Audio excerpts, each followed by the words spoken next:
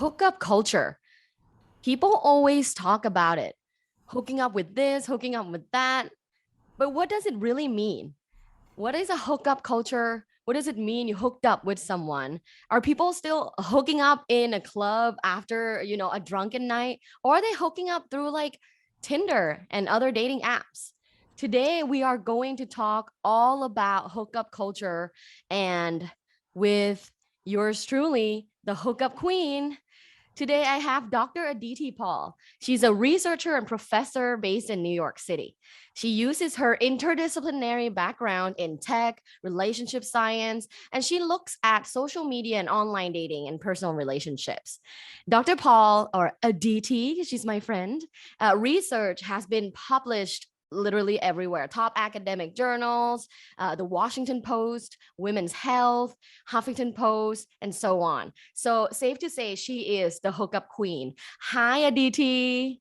Hi, Tara. Oh my gosh, I'm so excited to be here and thank you so much for such a kind introduction. And I should definitely return the favor because and it's not a favor, it's rightfully so that you are leading the way. I'm so appreciative of the fact that I'm on your podcast and on the side walking side by side with an academic who's doing what it takes to put her name out there and build her Ooh. own brand. Like talk about queen energy, you are serving it and I'm so excited to be here with you. Oh my gosh, thank you so much. That's really kind. It's my pleasure to have you here.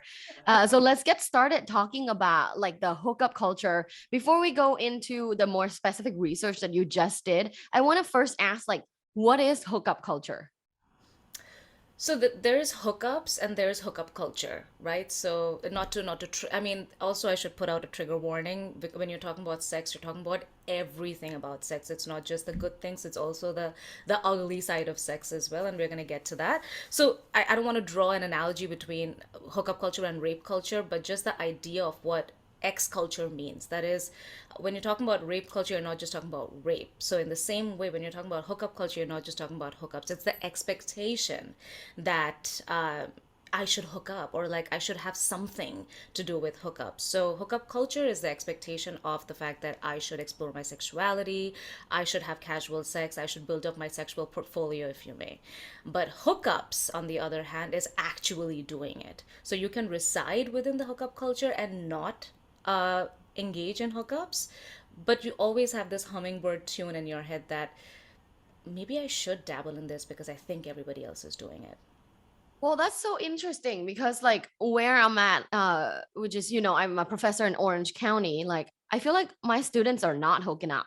Hmm. And it's really interesting because like right now, are we in hookup culture?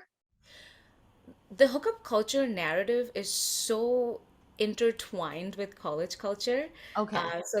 There's this thing when I was doing my research on this topic. By the way, like let me just say what a hookup is, because I was clueless of what the fuck hookup is. Yeah, what is hookup? So like, my students will say, "Oh, I hooked up with this guy," and then they'll also say the same thing when they're going to the library, and I'm like, "Are you having sex at the library?" Not, I mean, not opposed to that. You do you, but they don't mean that. So like on a regular basis, when you're talking about sex, a hookup is a sexual encounter between two people, and they can be friends, they can be strangers. The expectation is it should last one night or like couple of nights, but there is no expectation of commitment. So like you're not looking at this person to be their boyfriend or girlfriend or they friend.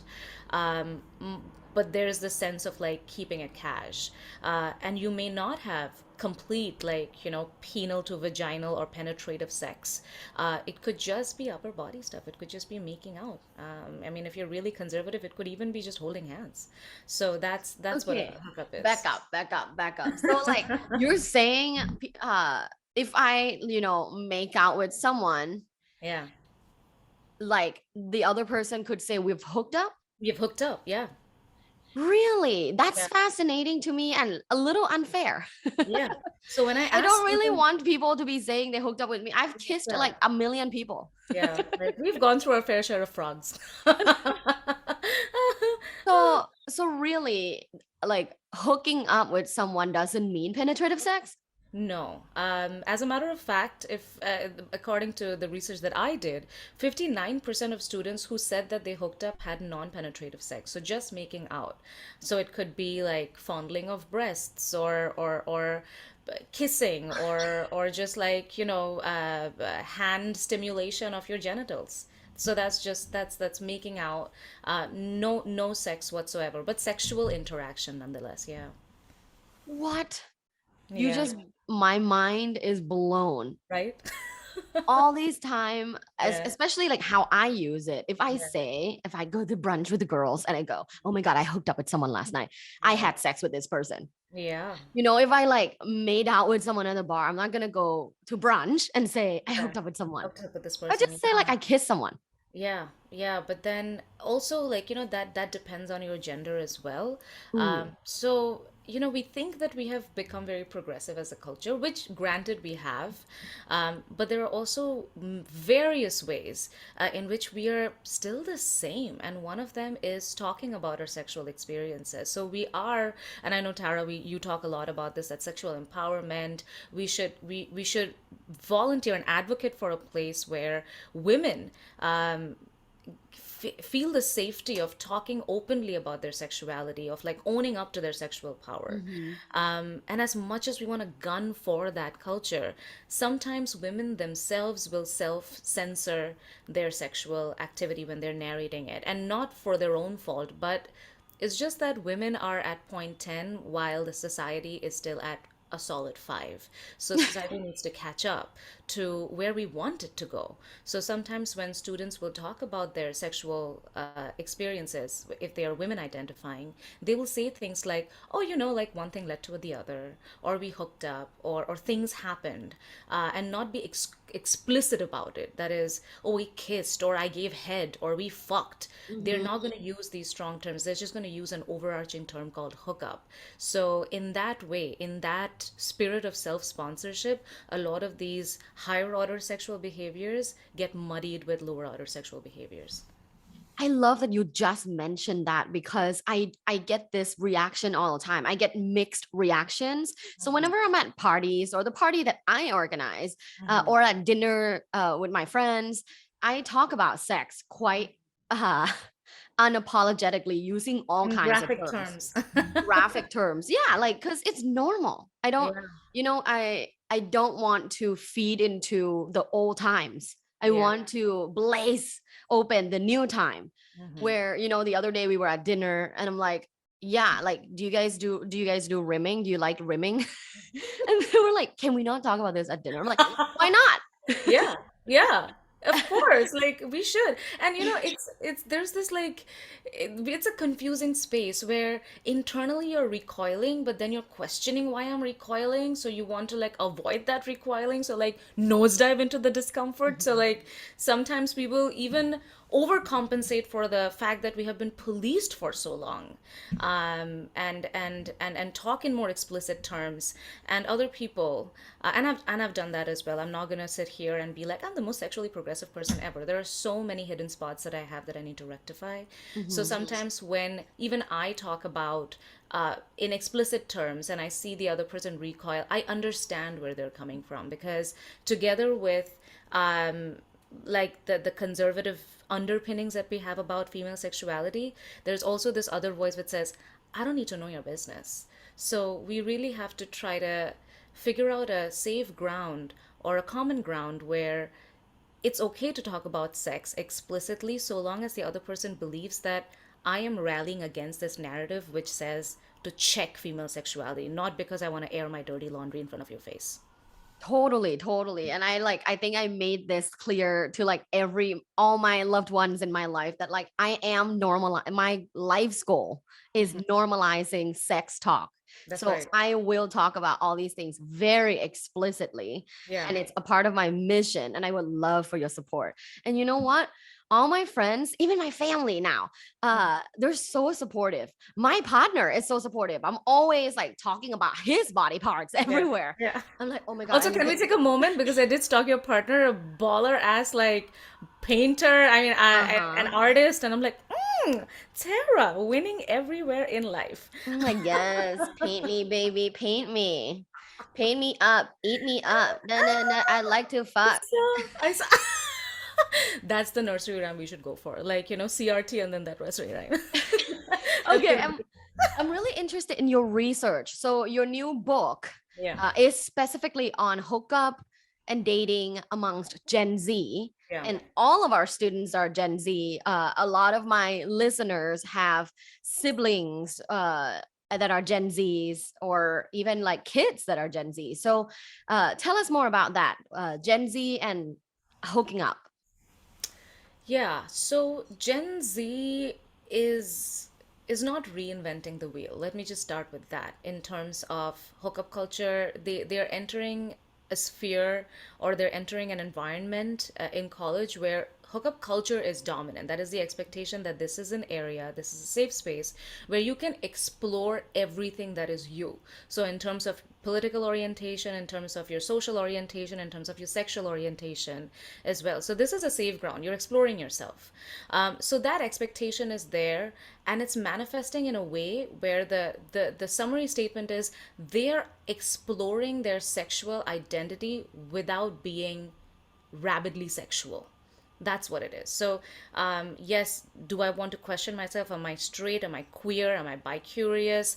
You're questioning all of this with yourself without engaging in casual sex in ways that probably the 60s and 70s or even millennials have engaged in. But that's not keeping them away from engaging in hookup culture, because according to my research, uh, uh, all of the participants had at least 1 to 5 hookup partners on average. Now, these hookup partners could be somebody they have hooked up with in terms of just made out, hooked up with them multiple times, or have had sex with them and followed the traditional route of it being a hookup, like, I had sex with you, you're just a number in my books, let's move on.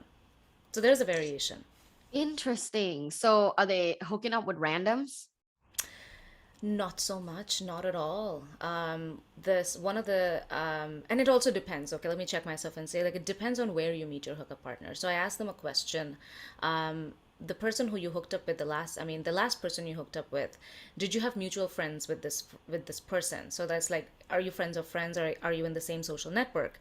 75% of them said yes, but when you meet somebody through online dating apps, yes, you're hooking up with randoms, because 27% of those students said that I had a mutual friend with somebody I had hooked up with through an app. So when they are defaulting to an app, they are hooking up with randoms. Okay, interesting. I'm trying to recall like in my 20s, and I'm a millennial, and I have a feeling like millennials have fucked the most. It um, could be, yeah. I'm not sure if there's statistics about this, but I know that all my millennial friends have definitely explored all kinds of casual sex. So, like, when you're saying like from an app, okay, let's say you're like interested in each other, you both swipe right, you text each other like, hey, let's go on a date. You go on a date, you end up having sex that night. That's a hookup. What if they become a couple? So do you mean, is that the trajectory that Gen Z is following, or are they No, like becoming a couple? the fact is like I want to differentiate like what is just having sex early in Yeah. developing a relationship versus just a hookup. So just a hookup is, you want to you want this to evolve, but you haven't had that conversation with this person yet. So it's a lot of exploration in the talking phase of relationships, right? So what has happened with the introduction of hookup apps is that, I mean, I'm going to be very theoretical here, but like, we've all talked about like the naps relationship model, where you have like the initiation and then the experimentation and then integration. So earlier times, without when we just had access to our social network, when we are in the talking phase with somebody who we really don't know if we want to have a relationship with, or like we're just like kind of vibing with this person, it was just that person. But now when you're meeting with somebody who catches your attention amidst a sea of other randoms in the app, it's probably not just that one person. You're asking, how are you? What did you do today? What's your favorite actor? Whatever, all that bullshit. You're doing it with multiple people, right? So when you are like doing something sexual with them, they all become half-baked relationship. And from that milieu of half-baked relationship for something to emerge as as a relationship that is potential of more exploration, there's a lot of resisting force, is all I'm saying. That is, earlier we were just this one person, I'm trying to figure out if I want to fuck with this person long term. Now we have five different people who are equally fuckable. Now who makes the cut? So it's become like a reality TV, or a Survivor, like, or some Love Island, sort of Oh my a round God. of elimination. Wow, that's so interesting. So like when we are talking about like hooking up, right? In I think in most people, like all of you, my Love Bites family, I think we may think, that like hookups are meaningless, typically happen when you're drunk. Like, is that always the case? I think we need to challenge that assumption that hookups are meaningless. Because what is meaning, right? Like, what brings meaning to our life? And Damn, okay. I just had like an existential crisis when you just said what is meaning? what is meaning? So, and I'll tell you this, because when we talk about dating, like, oh my gosh, I'm dating this person. Like, for example, right now, would you say you're in a relationship, but you dated your partner, you courted your partner, right? And that was a meaningful part of your relationship, because Yes. from there emerged a committed relationship. So when I started talking about, like, thinking about dating, I threw it all the way back to the 1920s and 1930s. That is, how were scholars back then talking about dating? Was it the same as how we talk about dating right now? And you will not believe the kind of narrative that surrounded what dating was. But there's look up this person, okay, for all your listeners, look up this person called Willard Waller and how he talks about dating. So this person in the 1930s says, well, back in my day, a kiss meant something. Spending time with this person meant something. What is this dating? What is this dalliance relationship that kids are doing in college? So they vilified dating back in the 1930s because it did not have a consequence, because it did not result in marriage all the time. Well, how is that any different from hookups right now? So it's just dating plus sexual freedom is hookups. Now, does that mean it's making it meaningless? Absolutely not. Even when you're having sex and you figure out with a random and you're figuring out, well, this is not how I want my ass to be spanked. Uh-huh. You're figuring something out about yourself, right? Which earlier generations did not have access to. They just had to settle with that dick that was offered to them during marriage. But right now, thanks to the social narrative and thanks to medical advances, we have this safe space, especially women, to figure out, yo, I don't want to be fucked like that. So if hookups are the way for sexual exploration and getting to know me well, how is that meaningless? Or if that hookup leads to a relationship 4 or 5 years down the line, was that really meaningless? So we have to really think about, what do we mean by meaningless? And go from there to think, are hookups really meaningless, or does it have some meaning, just that we didn't think that meaning just that we didn't think that was the meaning we were looking for. That's an interesting point. I want to bring up like the two camps in my head right now, right?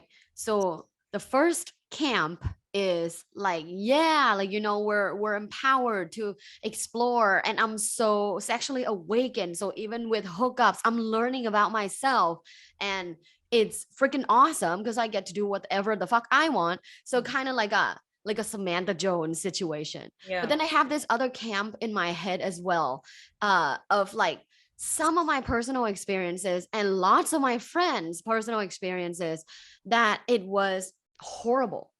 Like, Yeah. just hooked up with someone last night was horrible. I wish I didn't do it. Yeah. So I do think that in this like journey, it's not always like, yeah, empowerment, feel great. Like I learn about myself, because sometimes it's really shitty. It Like is very when shitty. you're hooking up with people, not like necessarily too randomly, like maybe you know them through a friend, maybe you like somewhat know them, maybe you met on a dating app, have talked for like 2 weeks, so you know them. It's not like super random. It's not like you walk on the street like, hey, you come fuck me. Mm. Right, but like that happened like in my 20s, that happened a bunch. And I would say, gosh, I haven't like crunched numbers in my head, but I can it's safe to say like 50-50, Yeah. 50 good, 50 bad. So Yeah. like, so I don't know, if Yeah. hooking up yeah, I guess it's just up to the person's interpretation. So I, uh, I wanna ask you more if and without like treading more into your personal life, but like if you're saying if take me back to the place where you said like this was a really stupid shitty hookup. I wish I didn't do it. What was the hookup like, and what made it shitty? yeah, so I and feel free to tread into my personal space because that's like where I operate. I tell everyone everything, all my failure, all my like terrible stuff that happened. So Yeah. one that I recall vividly is the one that I felt forced to have sex with him.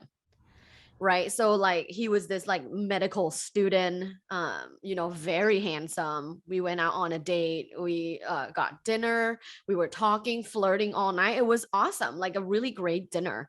Mm-hmm. And then I was like, hey, do you want to like come back and drink wine at my place? And so I'm assuming in his head, it's like, oh, it's go time. Like we're definitely fucking, right? So we came back. I didn't even like pour wine yet. He just started like, feeling me up. And I just like, oh, whoa, whoa, like not yet. Like let's chat. Like let's talk more. Let's enjoy some wine. And he's like, I don't have time for that. Like I'm so into you. Just, let me fuck you. And with that scenario, I think a lot of my relationship researcher friends told me that that's date rape. uh Mm-hmm. because yeah, like you're hesitant and you're verbally saying no, but you don't have the body capacity to like leave. Yeah. So yeah, I end up having sex anyways. It was terrible. His dick was terrible. Just so you know, if you're listening, your dick was shit. So whoever is quote unquote enjoying that now, she's not enjoying it. No, absolutely not. Yeah, so that was a terrible hookup. And I'm so glad that first of all, thank you for your vulnerability because the only reason why I support and the major reason why I support people talking about their sexual experiences, not for clicks, but to show what is a realistic view of sexual empowerment, and that's something that we should really gun for, that yeah, we're telling women to be sexual but also tell them the side that which is not that desirable. And this is a I don't want to reduce your experience of a potential date rate as a learning experience, but these are difficult conversations not to just have with others but to have with ourselves as well. And your experience is such a telling testimonial to what I found through data. So when I asked women to document their sexual satisfaction during their last hookup, and I asked men the same, and I punched in a whole bunch of indicators to see, okay, what predicts sexual satisfaction or lack thereof. So one of the variables that I measured was sexual regret. That I didn't want to like this. I didn't like this hookup, or I regretted hooking up with this person. When you're looking at indicators from men's side, the one factor that emerged as significant was lack of sexual attraction toward your partner. But when you're looking at the lack of female sexual satisfaction and increased sexual regret, it was the lack of choice. So I hooked up with this person reluctantly. So that just shows you how important it is for women to have agency, not only power, but agency, that I want to dictate whether I want to have sex with you or not. I can be sexual without wanting to have sex with you. And those are not interchangeable. And for women to bear the burden of saying verbally yes whilst recusing your heterosexual partner to not understand your bodily cues, that is a fucked up area to be. And we need to completely change that narrative. Thank you for saying that. So are you saying I am the walking example of your data? You are one of the walking primal examples of my data. What are you even talking about? You Oh my are my data. gosh. Oh my gosh. I've one of the things about hooking up with people in my 20s is I've had a lot of people on my TikTok. So like my TikTok is popping right now. And a Hey. lot of people love asking me like, what's your number? Like how many Mm, people have you had sex with? What's your number? As in like it matters. You mm, know, I don't like that at all. I think that is subjecting people to a lesser value due to this like imaginary fucking number. If yeah. anything, I'm a much more experienced lover Mm, and I'm a great lover. So my partner like never asked me that, but he knows I talk about it all the time to trying to normalize like it's okay. Like it's okay you've had a lot of experience. It's also okay you've never had an experience. It's mm-hmm, all okay. mm. So when people ask me that, like, what's your number? I say like 3 digits. Yeah. I Do what actually you will don't with know this if one. it is. I'm gonna tell you the truth. I don't know if it. I don't think it is. Like I don't So think you it's know possible. I'm that's like that's when trying you to. know. I'm That's when trying you to know think you've really about. made it in your life and you just forget your number. I'm like, who even counts at this point? Okay, Um, past 30, I stopped counting. yeah. Definitely past 30. Oh, so when you talk about age or you're talking about number? No number. 30 people. Like Oh past yeah, I'm 30 like, people, listen. I lost count. Yeah, I used to know the names of them, but like now I don't. So Oh my gosh, girl, don't worry. I don't remember most of they're them. all X-Men. If that makes you happy, like at least you're a TV character. You're all X-Men. Oh my gosh. Okay, so I want to know because our students are Gen Zs and there's millions of them out there in the world. Yeah. And what I have seen in this current time is quote unquote the woke culture, Hmm. right? Do you like in your own understanding, what's the woke culture? Let's say, okay, what's the woke culture when it comes to like gender and like kind of gender fluid and the like sexual orientation? Yeah, so when I said that they're being sexual without really engaging in sex, that's what I meant. That is, there is a hyperfixation on figuring out who you are and what you like. So are you non-binary? Are you straight? Are you gay? Are you queer? What's your pronoun? So there's a hyperfixation of knowing who I am. And when you're talking about, our generation not being as aware, not questioning things that Gen Z is questioning right now in terms of gender and sexual orientation. Well, look at the forces that they have surrounding you, right? I mean, when we were growing up, the only place of expressing ourselves was the built in network that we had and Facebook.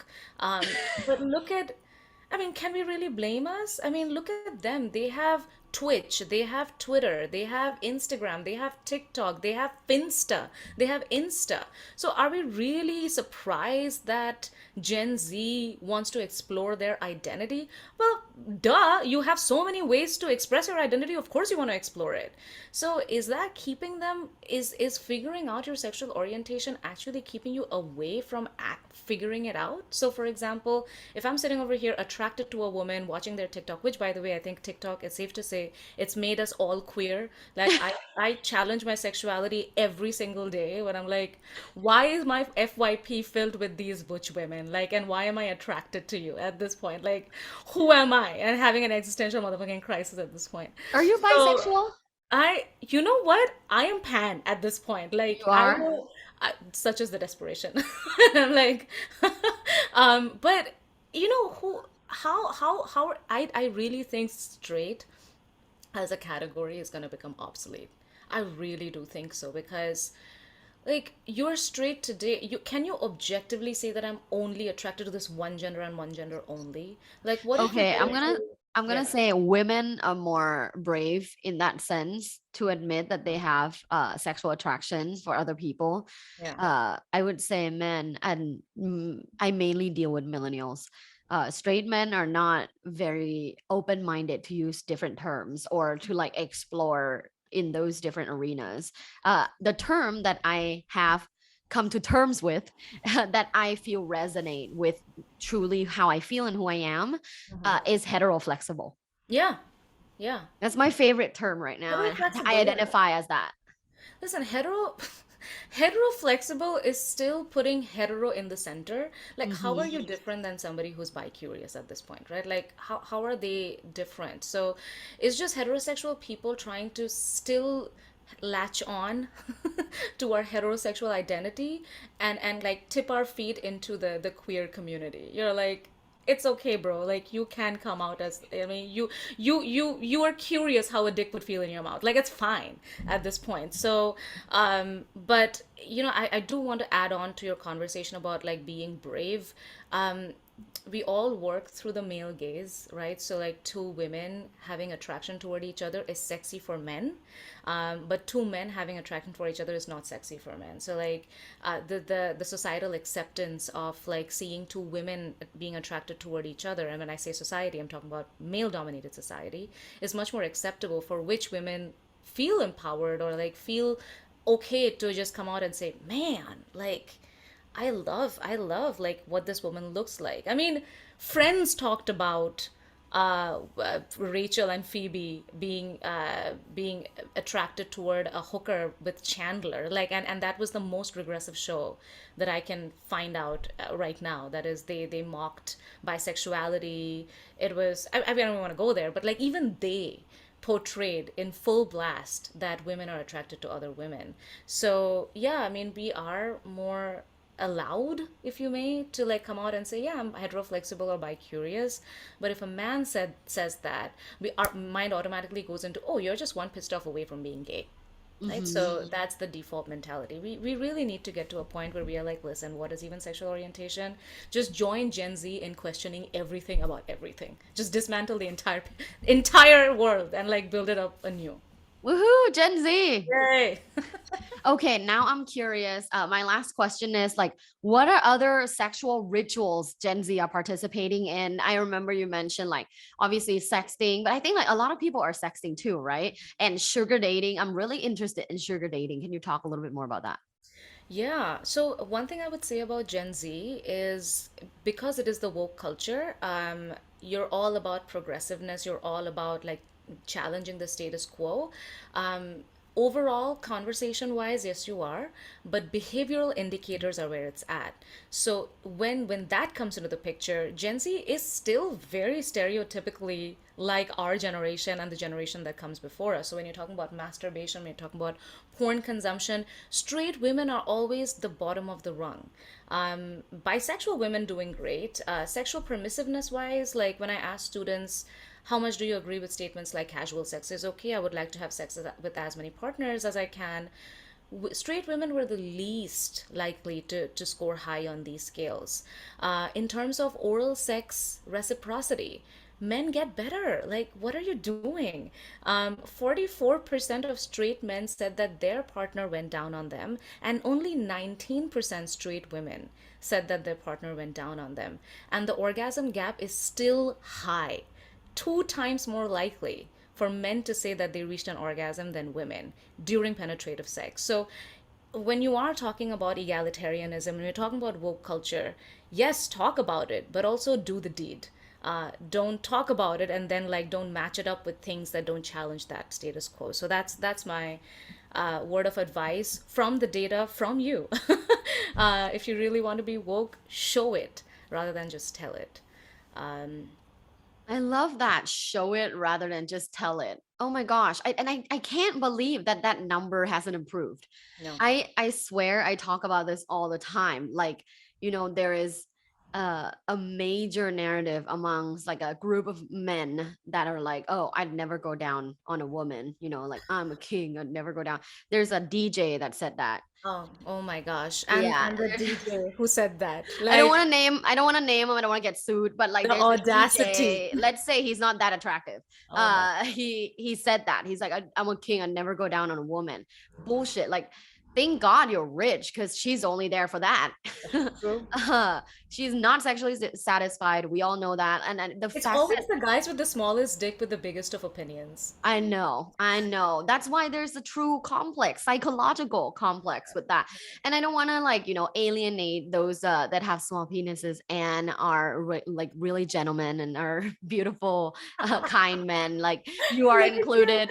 Oh my Uh, God, thank you spreading for the being a umbrella. good example. But like honestly, I think like I cannot believe it's 2022 and still a lot of straight men are not pleasuring their women. What the fuck? Yeah. Yeah. Oh my gosh. Okay. So before we move into my game, which is 10 quickies with Dr. Tara, do you have any like last words, any more fun facts that you would like the listeners to know? I do want to complete and address your question about sugar dating. Yes. Yeah, sugar dating is on the rise, 14%, and online sex work is going to be a norm. The more we are moving towards sexual empowerment, you cannot not talk about that. And Gen Z are very financially aware, like they want to monetize shit. So online sex work like OnlyFans and sugar dating, are going to be the norm whether we like it or not, so we need to create a safer space for that. So 14% of students who I surveyed said that they do dabble in sugar dating. Gay men more than straight women, and their average money that they make per month is $1,500. And and I'm like, This wait, oh wait, my wait, wait, wait. Where is this sample? Is it New York?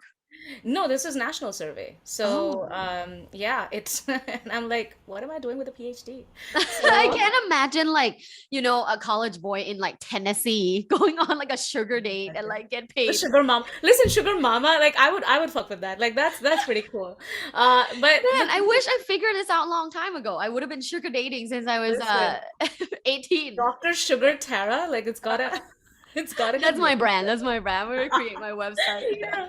So yeah, they're doing that. But then the biggest farce is these websites. I love it so much because I went to these websites when I was doing my research, and the pitch that these websites give is you're a consenting adult, like you pick what your relationships are going to be, and this is like this is a program which lets you foot your bills and like pay your student loans, and they even have a student loan debt calculator on their website. But the thing is, students are not even using this to pay off their loans because their loans are taken care of by FAFSA and their parents, so they're just using this money for discretionary income. So like just like popping off on Instagram with their Gucci and the Dolce Gabbana, like flex on flex on flex on social media. So they're using their money from sugar mamas and sugar daddies to building their brand. And I'm like, you know what? Go for it. You do you. You do you. I like that What was the say? statement a lot. I like that statement a lot. I don't I can't deal with judgmental people that want to put their nose in other people's business because Oh, it's like because this one person is sugaring, like how does this affect you? yeah. Oh my gosh. I Like might just sound angry, but no, no, no. You're basically I think everyone should make their mantra, you do you boo. yeah. You do you, boo. Just live and let live is such an underappreciated statement. Everybody should live by that. That's what it is. I agree, Dr. Aditi Paul. Okay, so this last segment of my show is called 10 Quickies with Dr. Tara. And it's me giving you one word and you just give me one word response back. It can be one word response or like one sentence. Kind of Okay. like the 73 questions on Vogue. Sounds great. Are you gonna Yes. follow me around in my house? Yes, can I? I'm Do it. already here Let's with go 10 for it. male strippers. Yeah. Oh, yes. That's going to be Cool. my birthday party next year. Woo! Turn Okay. it All on. right. Number one, role play. Do it. Number two, lube. Essential. Number three, swinging. If both of you want to. Number four, missionary sex. I mean, the gateway drug. The number five, sexless relationship. Siblings? Number six, relationship therapist. Oh, 100%. Number seven, vibrators. A woman's best friend. Not diamonds, vibrator. Diamond. Diamonds sexy. Diamond-studded vibrators. Now we're talking. Oh my gosh, I love that idea. Right? Okay, now I forgot where I'm at. Number eight, consent. Yes. Both verbally and non-verbally. Men learn non-verbal consent. Number nine, squirting. The Holy Grail. Interesting. I really enjoy squirting, but I don't like the cleanup. So like I would only really want to do like the major ones at hotels. Yeah. Oh, yeah. Sometimes, sometimes my You partner and don't I get will travel and we'll get like instead of one king bed, we'll get two queen beds. so one for squirting and one for like the squirt One is sleep marathon. bed, one is sex bed. I am not checking into that hotel. Thank you very much. Yeah, come stay with me. I have a spare Like this has been a pleasurable experience for her. bed. Okay, number 10, sex parties. Invite me. Yes, I will next time I'm in New York. Okay, so before you leave, where can Love Bites community find you? They can find me on all the socials. I'm either aditi.paul or I am Aditi Paul. So my name is ADITIPAUL. Come find me, stalk me, connect with me. I would love to know your stories. Ooh, yes, yes, yes. And thank you so much for your time today. Thank you so much for having me. This was such a fun conversation. And lead the way, Dr. Tara. Lead the way. Oh, that was really fun. And honestly, I learned a lot because these like little details, you really can uh tease it out way more when you're researching. And that's why I always talk about research with my Love Bites community because yeah, you can talk to like a relationship guru and they have this one, point of view or opinion or method that they created and that's fine. But they don't know like empirically, systematically, methodically like how things have happened unless you're talking to a researcher. So I really appreciate having like a researcher on my show. I was so glad to share my research. Thank you again. Of course. And I'll have Dr. Aditi Paul's info in my show notes today. Thank you so much, my loves, for tuning in. I love you. I really appreciate you. Thanks for listening until the end. And I guess happy hooking up. Have an orgasmic day. Thanks for listening. This was Love Bites. Love Bites. By Dr. Tara. Follow Dr. Tara on social media at lovebites.co. Have an orgasmic day.